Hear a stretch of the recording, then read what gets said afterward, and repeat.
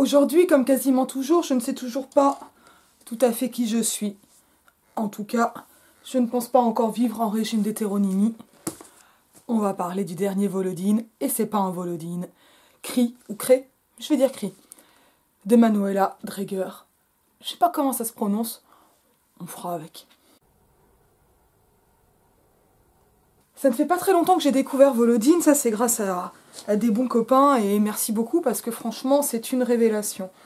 Et je dois avouer que j'ai pas vraiment encore regardé ce qu'il y a du côté de Manuela Dreger et des autres hétéronymes de Volodine, mais c'est celui-là qui vient de sortir, et c'est ouf, je viens juste de le finir, j'ai adoré, je vais aller chercher tous les autres, je ne veux lire plus que ça, pas vivre là-dedans non plus, parce que c'est quand même pas très marrant, il y a une jaquette, hein.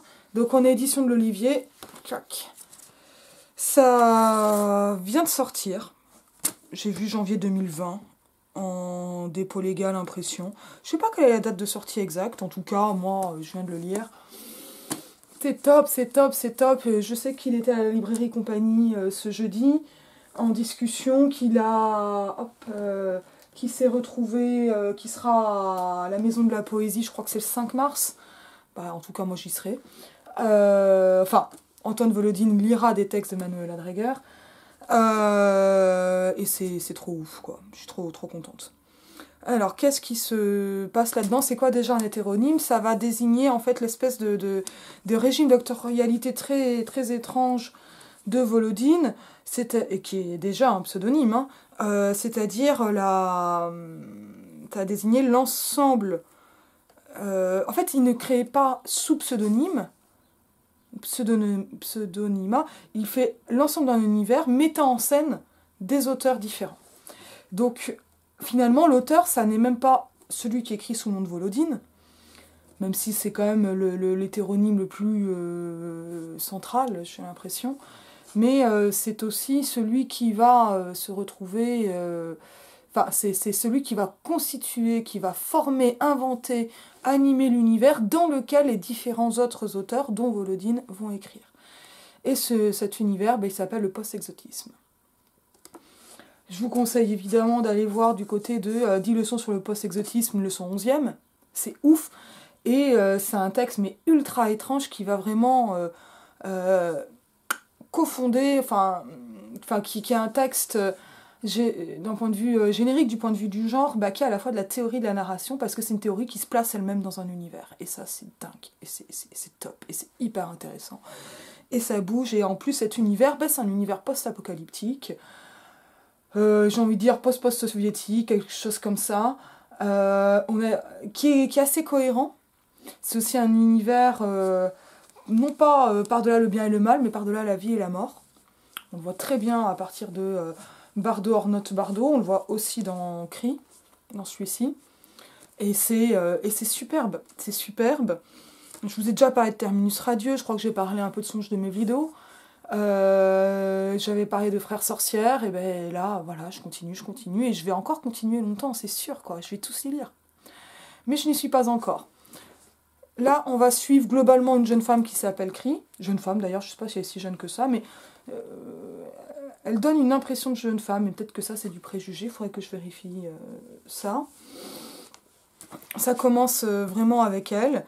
Et avec premier chapitre, évidemment, hein, comme d'habitude, hein, je vais spoiler, hein, ça commence ça commence avec sa mort. Enfin, le premier chapitre se clôt sur sa mort. Et ce qu'il y a ensuite, on ne sait pas si c'est sa vie ou une de ses vies antérieures, si c'est sa vie postérieure, c'est-à-dire la mort, ou une de ses morts. Et on va avoir aussi des chapitres centrés sur d'autres personnages, avec lesquels elle peut nouer des liens plutôt amicaux.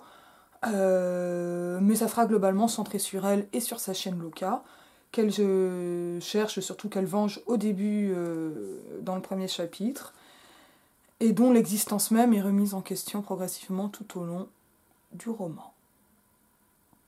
Et c'est là que c'est ouf, c'est-à-dire qu'on a un univers qui est hyper cohérent, mais et encore plus nettement que dans Terminus Radieux, mais comme c'est très net dans Songe de mes vidéos, et puis dans d'autres, hein. Songe de mes vidéos est vraiment très très beau, il m'a vraiment beaucoup plu. y en a sur lesquels j'ai pas accroché, mais je pense que c'est lié au fait que je suis pas hyper en forme et que je vais les relire à un moment. Ça viendra. Et puis, je pense pas que ce soit grave, parce que c'est un monde, le monde global, c'est un monde dans lequel aucun repère n'est réellement fixe, puisqu'il n'y a ni vie ni mort, ou la mort n'est pas un arrêt ou ne conduit pas directement au néant, mais elle amène à d'autres vies. On sait que ça se situe dans un futur plus ou moins lointain, on a parfois des esquisses de date, parfois pas, mais dans un monde dans lequel notre monde référentiel actuel n'est plus que le souvenir d'un souvenir. Donc ce n'est plus, même plus exactement le souvenir des personnages principaux, mais des souvenirs qui leur ont été racontés et dont ils ont des traces inutiles. Par exemple, une des amies, Myriam, et j'ai oublié son nom de famille, de Cree, récupère les objets électroniques et électriques, sauf que l'électricité n'existe plus et ne reviendra plus. Et donc ils ne lui servent à rien, ces objets. Ça me rappelle un peu là, en vous parlant de ça, ça me rappelle un peu les marchands de souvenirs et de nostalgie qu'on avait c'est pas dans Ubik, dans le Maître du Haut-Château, de Philippe Cadic. Et là, on n'a même pas des marchandises autour de ça, on n'a même pas un marché, on a juste une femme que là, je suppose plutôt âgée, mais en fait, je ne le sais pas exactement. De toute façon, à quoi ça sert de penser des âges quand on ne peut plus compter les années et qu'il n'y a ni vie ni mort. Et elle va garder comme ça ces objets, les garder et les entasser. Elle les entasse, ils ne servent à rien. Mais ils sont des souvenirs. Et il y a quelque chose autour du passé qui a disparu mais qui est à fleur, qui se retrouve à plein de niveaux dans Cree. Par exemple, les souvenirs des vies antérieures. Mais ces souvenirs, un coup ils viennent, un coup ils s'en vont. Ils se manifestent dans l'espèce d'esquisse d'un système politico-religieux avec donc les frères, donc des moines, hein, donc les frères ce sont des moines terribles qui n'ont plus de nom, ils ont des numéros, donc, frère numéro 9, frère numéro 27, et qui vont donc organiser la vie de la ville dans laquelle dans laquelle habite le personnage, mais ils sont aussi inquiétants que des supports, et ça dépend desquels. Et là, on a des reliques de ce qu'était le système soviétique. Système déjà mort à l'époque où on lit, hein, mais qui est là. Donc on est aussi dans un truc qui est alternatif de l'ordre de l'Uchronie, avec un empire soviétique qui n'aurait pas disparu, ou pas tel quel, avec des références au parti. Est-ce que c'est qu'il est revenu? Est-ce que c'est une autre ligne temporelle? C'est jamais dit. Et des contradictions, par exemple, ils vont refuser la religion et en même temps ce sont des moines, et en même temps il y a des chamans. Et ça on ne sait pas non plus. Et en même temps ce sont des frères. Et ce ne sont pas forcément eux les chamans, donc ça on ne sait pas. Et il y a des vrais et des faux chamans, mais on ne sait pas. Et donc ça va déjà être un moment de souvenir, les vies antérieures sont des souvenirs, le fait qu'il y aura des vies postérieures n'amène pas encore un souvenir, mais prépare à vivre comme si on était déjà dans un souvenir. Et dans tout cela, le fait que tous les personnages sont dans un système, enfin dans un monde qui est plus un monde de cauchemar. On ne sait pas donc s'ils sont vivants ou morts, si le personnage principal est vivant ou mort, mais il est plutôt mort. Et donc il est dans le bardo, et donc il va vivre déjà ces vies qui n'ont... Enfin, le bardo, c'est un espace intermédiaire avant la résurrection, enfin la réincarnation. Et donc il y a... et donc c'est un monde qui n'est pas exactement rationnel, c'est un monde de cauchemar. Et donc, la chienne, elle a existé et elle n'a pas existé, tel le chat de Schrödinger. Et sa Tomia s'appelle Loka. Donc on est dans cette espèce d'égarement total et permanent qui ne va pas être dit. Il n'est pas dit, elle ne savait plus dans quel monde elle vivait. Non, on est directement immergé. Et cette immersion, elle est très déstabilisante parce qu'elle va être de l'ordre du flux et parce qu'on a toujours en fait un narrateur première personne, mais toujours très discret. Et ça fait qu'on est dans un système avec de la narration, on va dire, en focalisation intérieure, tout en étant dans quelque chose d'omniscient, mais qui reste, en fait, qui se restreint.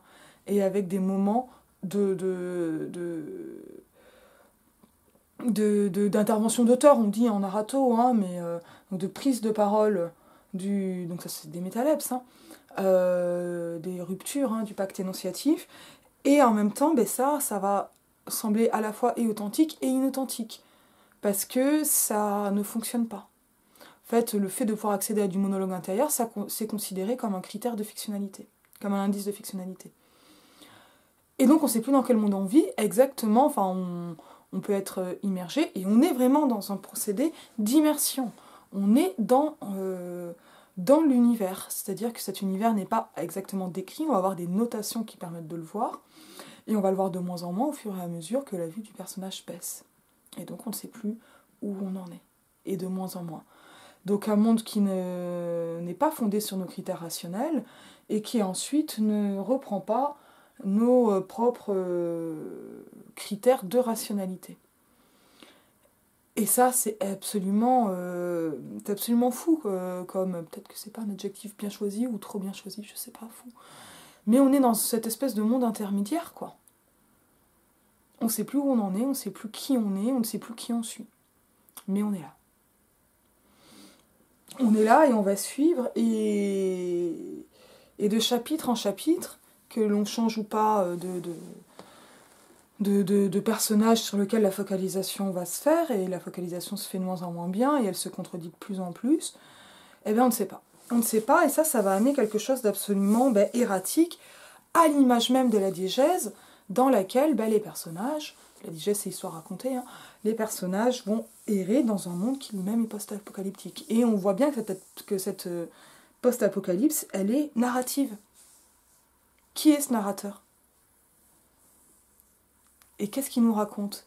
Et il y a plein de petites phrases qui sont vraiment des coups de poing, quoi. Hein, qui vont dire il y avait les gens et les morts aussi. Ça, c'était pas dans Christ, c'était dans un autre. Mais on a plein de comme ça de petites focales qui font que ça fonctionne pas trop mal, quoi. Alors j'aurais dû le relire avant, mais ça de toute façon moi je suis jamais très préparée pour les vidéos. Ça fait partie du principe. Puis alors là c'est je suis pas chez moi, hein, donc ça prend plus de temps. Tac.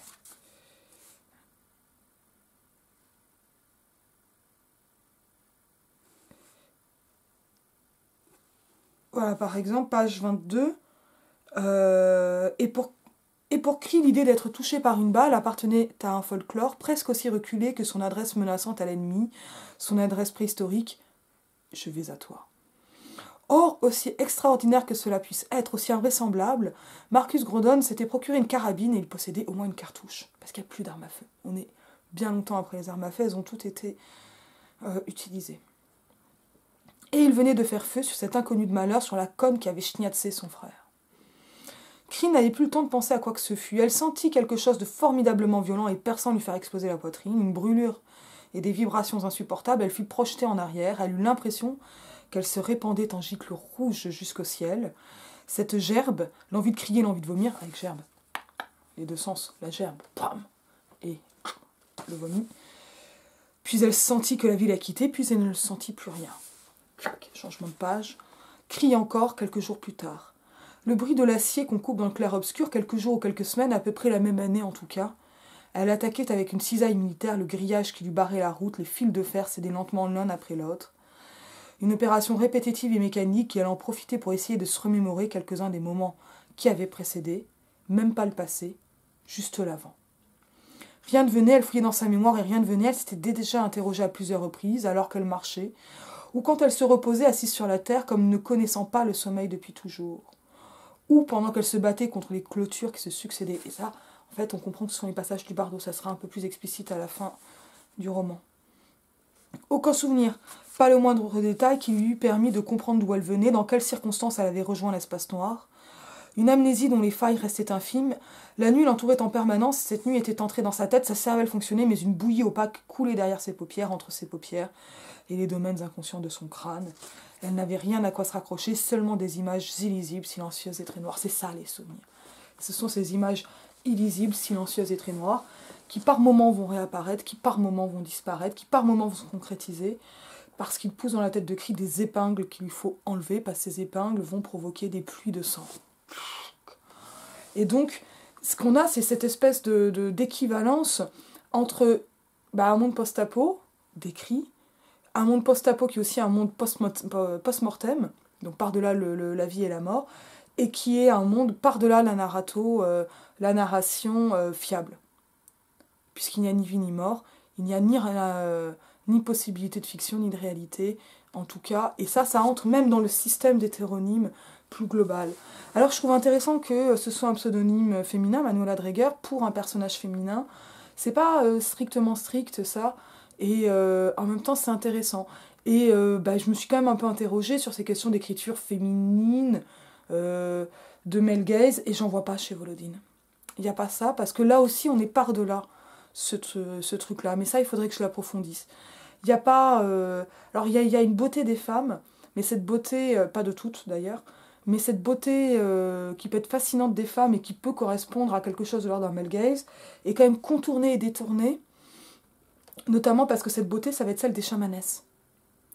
Et donc, elles participent de leur magie. Et il y a des hommes qui sont beaux. Et là, il y a des femmes qui ont du désir pour... Parfois des femmes, mais c'est assez rare, mais aussi d'autres hommes. Et ça... On ne pourrait pas parler de female gaze dans le sens d'Iris Bray, dont je parlais il y a 2 vidéos, mais c'est quelque chose qui va contourner ça aussi. Parce qu'il y a bien des genres, mais on est par-delà les genres. Parce qu'on est dans ce système post-soviétique, avec une prise en compte quand même unisexe, etc. Mais malgré tout, les femmes sont violées. Et ça n'est pas dit de cette façon-là pour les hommes. Enfin, tous les enfants sont violés, ça par contre, c'est une certitude.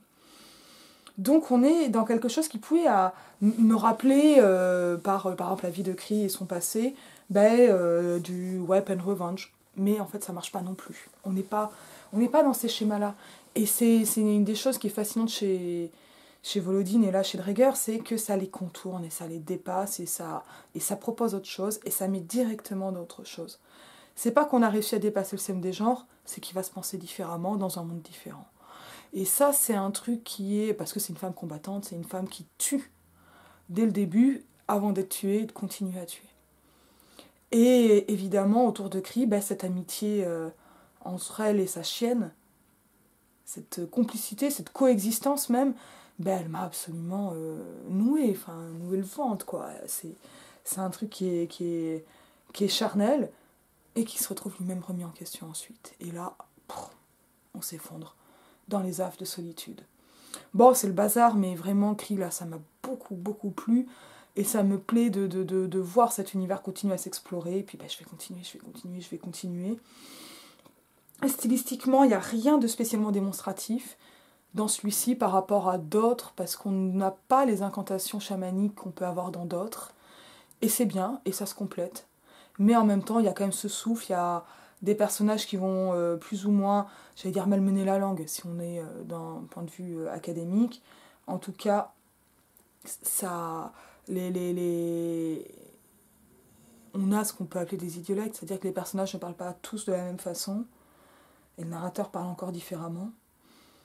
Mais là c'est un roman où c'est plus léger, mais hop, la syntaxe chamboulée, c'est la syntaxe aussi d'un monde qui n'a plus ni éducation, ni culture, qui a encore de la culture, mais qui se fait dans le souvenir de souvenirs, et notamment par les récits des rêves, qui vont être racontés, on n'y croit pas, on les raconte quand même. Et ça, c'est comme pour Station Eleven, sur lequel j'avais fait une vidéo il y a longtemps, qui n'est pas de Volodine, mais qui est aussi post-apo. C'est quoi la culture de l'après? Comment on reconstruit une culture qui va être orale, qui va être chamanique, qui va pas forcément être crue parce qu'on croit plus en rien, et en même temps qui est là et qu'on va se diffuser. Et il y a cette même douceur. Alors là, on parle de souffle.